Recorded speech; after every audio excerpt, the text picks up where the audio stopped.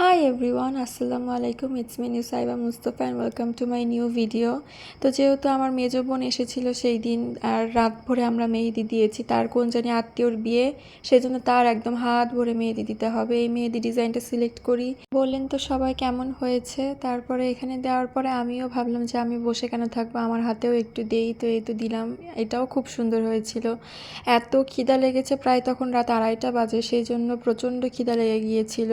কি অবস্থা, বাচ্চা কাচ্চারা কান্না করে, তাদেরকে আবার একটু ঘুমায় দেয়, তারপরে আবার আরেকটা হাতে মেহেদি দেই, মানে তারপরেও সে দিবে। আল্লাহ তাআলা আমার বোনকে অনেক আনন্দ দিয়েছে মনের মধ্যে।